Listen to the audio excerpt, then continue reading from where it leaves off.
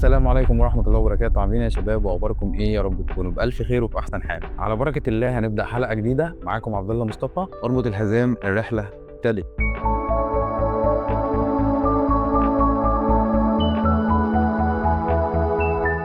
هنتكلم النهارده عن البخل. البخل حاجة بتفسد وبتبوظ الشخص من جوه ومن بره. الشخص البخيل مش بس بيحرم الناس من حاجات بسيطة، ده كمان بيضيع عليه حياة كلها سعادة وراحة نفسية. النهارده مع بعض هنعرف إيه هو البخل وإيه أثره وإزاي نتجنب الصفة دي. البخل مش إن الشخص بس ما يصرفش فلوس، الموضوع أبعد وأوسع من كده بكتير. البخل هو إن الواحد يرفض إن هو يدي أو يعطي أي حاجة لحد تاني، سواء كانت في مجهود أو وقت أو مشاعر أو فلوس. الشخص البخيل دايما حاطط مصلحته فوق أي حاجة وعمره ما بيفكر في الناس اللي حواليه. طيب هو ليه أصلا الناس البخيلة بتبقى بخيلة؟ أول حاجة بيخاف من الفقر، هتلاقي معظم الناس البخيلة خايفة إنها تخسر كل الحاجات اللي عندها. الحاجة التانية حب السيطرة، هتلاقي دايما الشخص البخيل بيحب يسيطر ويتحكم في كل الناس اللي حواليه بطرق خاصة بيه هو بس. الحاجة التالتة قلة العطاء، الناس دي بتبقى متربية على أنا بس مفيش حد تاني غيري. الحاجة الرابعة الأنانية، هتلاقي الشخص البخيل ما بيحبش يشوف حد مبسوط أو يستفيد من أي حاجة عنده. طب إيه أثر البخل علينا وعلى الناس التانية؟ رقم واحد بيخلي الشخص البخيل وحيد، محدش بيحب يقرب منه. رقم اتنين العلاقات دايما هتلاقيها متدمرة، صحابك أهلك شغلك هتلاقيهم دايما بيتأثروا. رقم 3 بيزرع حس الاستياء والكراهية من حواليه دايما.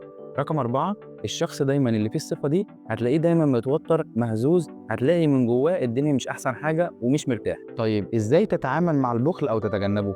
أول حاجة خليك كريم، مهما كان عندك قليل إنك تشارك اللي عندك حتى لو قليل أفضل بكتير من إنك ما تديش أي حاجة. الحاجة التانية اعرف قيمة العطاء، العطاء مش لازم يكون بس فلوس، ممكن وقت مجهود مشاعر. الحاجة التالتة حاسب ضميرك ونفسك، دايما اسأل نفسك كده هو أنا بخيل؟ هل من جوايا بحاول أحرم على حد حاجة؟ الحاجة الرابعة خليك واعي، لو لقيت كام واحد من حواليك بخلة حاول تحمي نفسك وما تديلوش أهمية إنك تعتمد عليه في حاجات مهمة.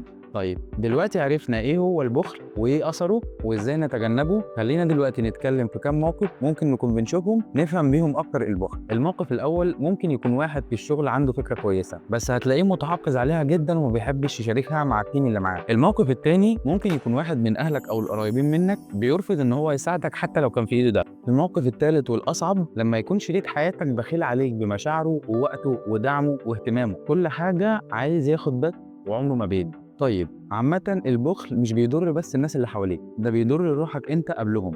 الشخص الكريم مش بس بيخلي الناس تحبه، ده كمان هتلاقي قلبه وحياته فيها راحة نفسية، هتلاقيه مبسوط وبيعيش حياته بجد. وخدها كده معلومة وحطها في دماغك، عيشة الإنسان بتتحسن بالعطاء، ومهما كان عندك قليل المشاركة هتملى قلبك وتخليك غني من جوه. ربنا في كتابه الكريم بيقول وما أنفقتم من خير فلأنفسكم وما أنفقتم من شر فعليها. الآية هنا بتأكد إن العطاء مش بيفيد غيرك بس، ده بيرجع لك كمان بالخير والراحة النفسية. البخيل ممكن يأيدك بس العطاء دايما بيحررنا. فك الحزام الرحلة مكملة. خلصنا حلقتنا، يا رب تكون الحلقة عجبتكم. لو عجبتكم ما تنسوش تعملوا لايك وسبسكرايب وتفعلوا زر الجرس عشان يوصل لكم كل فيديو جديد بنعمله. سلام.